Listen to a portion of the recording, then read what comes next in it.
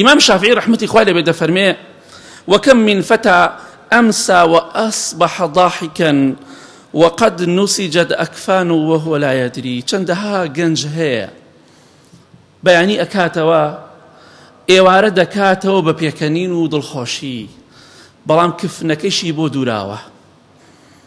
بەخوا ئەو کفنانە کە ئێستا لە بازاڕ و شەریکەکان و معاملەکانن، ئەو کفنانەی کە ئێستا لە مزگەوتەکانە دانراوە، مزگەوتی وایە 50 تۆپ و 100 تۆپ و 10 تۆپ و چەندێکی دانراوە، سوێن بەخوا بۆ ئێمەمانانە. بەخوا زۆرێکمان کفنەکانمان گەشتوتە ناو مزگەوتەکانیش، بەخوا کفنەکانمان لە بازاڕە، کەواتە زۆرمان نەماوە. پێ ئەکەنیت ئاگادار بە ڕۆژێک دێت لە پێکەنین دەکەویت، خراپە دەکەی ڕۆژێک دێت لە خراپە دەکەویت، سەرکەشی دەکەی ڕۆژێک دێت سەرکەشی کۆتایی پێ دێت، زینا دەکەی ڕۆژێک دێت باجی زیناکەت ئەدەی. بۆیە ئاگادار بە یەکێ پیاوچاکان گەنجێکی بینی زۆر پێەکەنی، فەرمووی گەنجەکە بەسەر پردی سیراتە تێپەڕوویتە، فەرمووی نە، فەرمووی چوتێتە بەهەشتەوە، فەرمووی نەخێر، فەرمووی بۆ ئەوەندە پێکەنی ڕەحمەتی خوات لێبێ، ئەی بۆ قەبر و قیامەت لەبیر چووە. بۆی پێغەمبەری خوا فەرمووی صلی الله علیه وسلم لە هەموو کەسێ عاقڵتر و تێگەشتووتر ئەزانن کێیە؟ لە هەموو کەسێ عاقڵتر ئەو کەسەیە کە زۆر بیری مردن کاتەوە، و ئەو کەسەیە کە زۆر بۆ مردن خۆی ئامادەکات بۆ دوای مردن. بەس ناو خۆمانە کێ کاکە بیری مردن نەکەیت و دوای شێتە بی عەقڵ لە دەسەدەی. پێغەمبەری خوا فەرمووی صلی الله علیه وسلم عاقڵترین کەس ئەو کەسەیە زۆر بیری مردن ئەکاتەوە و زۆریش خۆی بۆ دوای مردن ئامادە ئەکا. بەڵام خەڵکی تر ئەڵێ نەخێر، ئەو کەسەی بیری مردن کاتەوە شێتە بێت.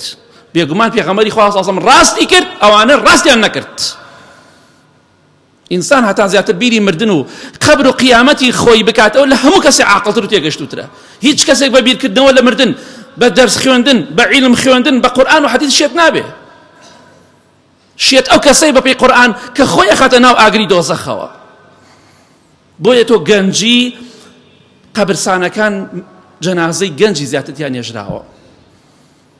مەڵێ من گەنجم، گەنجەکان زیاتر ئەمر، چونکە هەموو کەسێک ناگاتە تەمەنی پیری و ئەختیاری. زۆربەی بە گەنجی دەمرێت، بە کامڵی دەمرێت. بڕۆ قەبرستانەکان سەیکە بزانە چەندێ بە تەمەنی تایە و چەندێ گەنجی تایە، چەندێ مناڵی تایە. کەواتە ئاگادار بە گەنجی خۆت ئامادەکە. خوای گەورە لە قورئانی پیرۆزە ڕێز و حرمەت و ئیمان و تەقوای کۆمەڵی گەنجی باس کردووە، هەتا ڕۆژی قیامەت دەخوێنرێتەوە ئینەهم فتیەة آمنوا بربهم وزدناهم هدى. ئەوانەی خاوەنی ئەشکەوت ئەصحاب الکهف کۆمەڵە گەنجێک بوون، ئیمانیان بەخوا هێنا، خوا ئیمانیانی زیاد کرد، بە ئیمان و بژی، بە ئیمان و بمرە بە ئیزنی خوای گەورە. چونکە چەندەها کەسەیە پێدەکەنێ بەڵام کفنەکەی لە بازاڕە، کفنەکەی بۆ حازر کراوە، شەریکە دەری کردووە، ئیتر یا لە بازاڕ یا لە مزگەوتەکانە. بۆی خۆت ئامادەکە بۆ مردن، بۆ دوای مردن. ئەوە نیشانی ئینسانی عاقڵ و تێگەیشتووە.